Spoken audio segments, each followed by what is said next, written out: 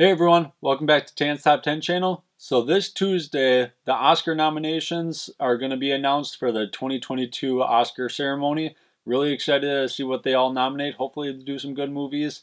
Dune, fingers crossed for Dune. I'm sure it'll be in there.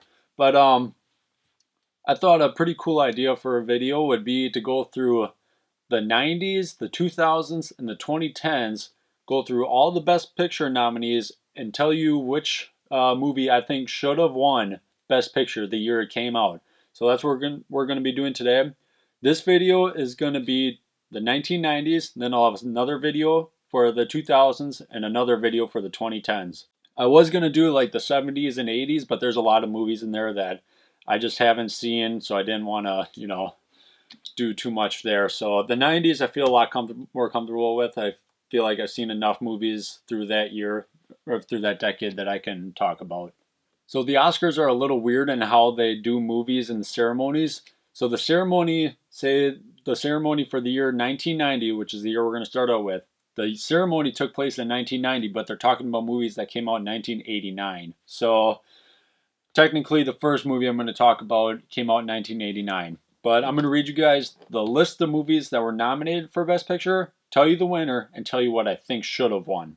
So in the year 1990, the nominations were My Left Foot, Field of Dreams, Dead Poets Society, Born on the 4th of July, and the winner was Driving Miss Daisy, a movie that a lot of people just hate that it won Best Picture, and a lot of people think that Do the Right Thing, which came out the same year, directed by Spike Lee, should have been nominated for Best Picture, should have won Best Picture. I have yet to see Do the Right Thing. I own it. I just gotta sit down and watch it. But out of those nominations, I think Dead Poets Society should have won. This is a movie that they show a lot in high schools. It's a very great movie, great messages in it. Stacked cast as well with an awesome lead performance by Robin Williams. Really well written. I think this won the Oscar for Best Screenplay, but just a heartwarming movie. And the rest of these movies, like Born on the 4th of July, Oliver Stone movies are kind of too controversial. Like some people love them, some people hate them. I'm not the biggest fan of Oliver Stone movies, so. And then Field of Dreams, never seen it. Not a big baseball guy. And My Left Foot, just I know it's Daniel Day-Lewis's first Oscar win. Just haven't seen it, so I think Dead Poets Society should have won that year.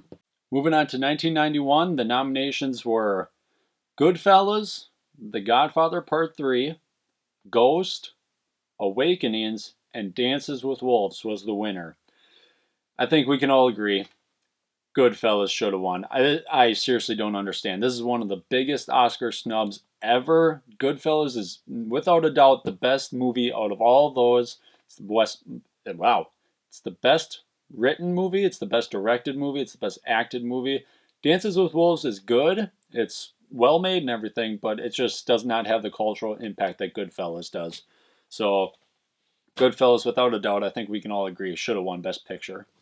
All right, moving on to the year 1992. The nominations were The Prince of Tides, no idea what that movie is. JFK, great movie, very well made. Bugsy, Beauty and the Beast, which was the first animated movie ever nominated for Best Picture. And the winner, Silence of the Lambs, which I agree, they picked the right winner. Silence of the Lambs is a masterpiece, great movie. Beauty and the Beast, if that would have won, I wouldn't have been too mad. It's an awesome animated movie, one of Disney's best. But I think Silence of the Lambs it's awesome to see a horror thriller get tossed in with Best Picture. That's just awesome. So Silence of the Lambs, fucking perfect movie. All right, moving on to 1993. The nominations were Scent of a Woman, which is the movie that won Al Pacino his Oscar. It's kind of weird that he won the Oscar for that movie and not, Godfather Part 2 or 1. Howard's End, A Few Good Men, great movie. The Crying Game, a movie that maybe doesn't hold up as well nowadays. And then the winner was Unforgiven. 2 times in a row, I think the Oscars got it right. Unforgiven was definitely the best movie out of these.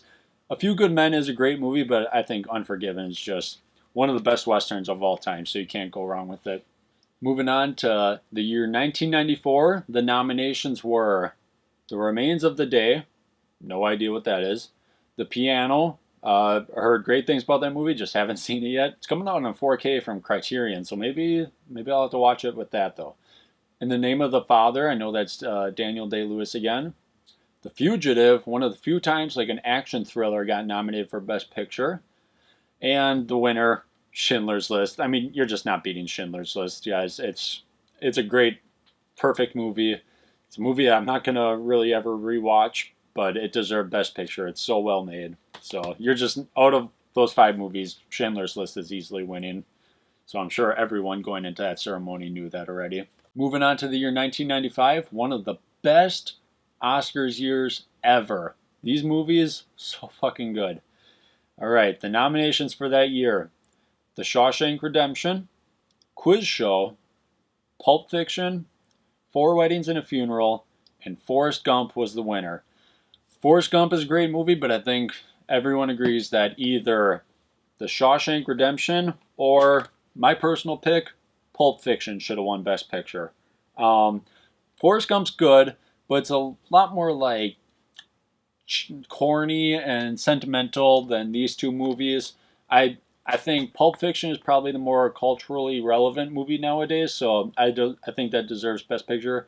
And Quentin Tarantino just needs to win Best Picture with something. Pulp Fiction is considered his best movie, so I think he deserved it for that.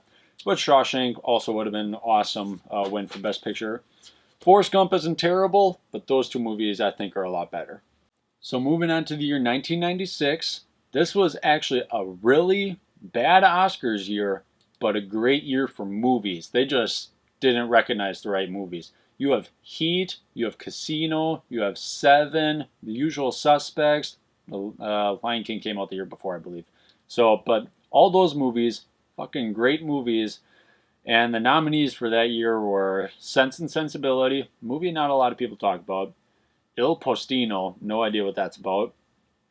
Babe, which I watched when I was younger for sure, but I can't remember a whole lot about it. Apollo 13, a lot of people like that movie.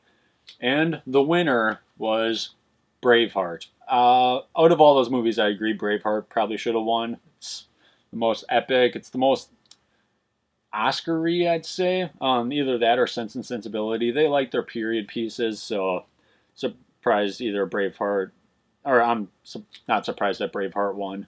It was a big-time Oscars movie, so I'm fine with that winning, especially out of this list, but I would have taken Heat or Seven or Casino over Braveheart. Ugh. Oscars, sometimes you just get it wrong. All right, moving on to the year 1997 for the Oscars. The nominees for that year were Shine, Secrets and Lies, two movies that I've never heard anyone talk about. Jerry Maguire, good movie, great Tom Cruise performance. I think it's more recognized for his performance than the actual movie. Fargo, and then the winner that year was The English Patient, one of the most drawn out, boring Best Picture winners ever.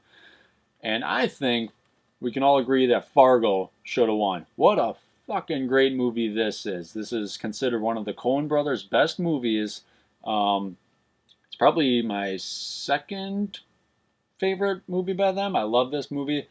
I just think this is more rewatchable than The English Patient. More people talk about this. You got awesome performances, a great screenplay, great cinematography. Was this Roger Deakins? It was Roger Deakins shot this movie. So this had Oscars written all over it. But nope, The English Patient, another period piece that they just like to give the win to. All right, moving on to the year 1998. A pretty good Oscars year here. We got a couple of good nominees for Best Picture, including L.A. Confidential, great movie. Good Will Hunting, you guys know I love that movie. The Full Monty, never seen it. As Good as It Gets. And then the winner, Titanic. I love Titanic unabashedly. I'm fine with this winning Best Picture, but I also think I would have been fine with either L.A. Confidential winning or Good Will Hunting. I love both these movies as well. They're both, actually I think both of these won screenplay Oscars, so I'm fine with that. Great movies. I'm glad Titanic won. Also sucks to see that Boogie Nights was not nominated for Best Picture, because I think that could have went in as the As Good as It Gets slot. No one really talks about that movie. Full Monty, I've heard good things about, just never seen it. So I think Boogie Nights should have been in there, but Titanic, I think it's fine winning Best Picture. And then moving on to the year 1999, one of the worst years in Oscar history, one of the biggest Oscar snubs of all time. The nominees that year were The Thin Red Line, Saving Private Ryan, Life is Beautiful, Elizabeth, and the fucking winner, Shakespeare in Love. Fuck you, Harvey Weinstein. We all know that Saving Private Ryan should have won the Oscar that year for Best Picture. I seriously don't get it. It's a fucking crime that this movie did not win Best Picture. How do you watch this and Shakespeare in Love and say, oh, Shakespeare in Love? It's such an fucking period piece with all their Shakespeare and acting and just hate it. Saving Private Ryan, one of the best war movies of all time, one of Steven Spielberg's best movies of all time, immaculately shot, great script actually for a war movie, great acting. It's just a crime. It's a crime that it didn't win. Well guys, that was it for this video. I think that was a pretty quick video, so I'm going to quickly shoot the 2000s Oscar Best Picture nominees and the 2010s one real quick. I'll try to get all these edited together and then send them out at the same time, or at least roughly around the same time. I want to get these out before Tuesday, before the new nominations are announced. So I appreciate you guys watching this video. Please just click on the next 2000s Best Picture nominees video if it's uploaded. And comment below, like, share this video, and we'll see you guys very soon.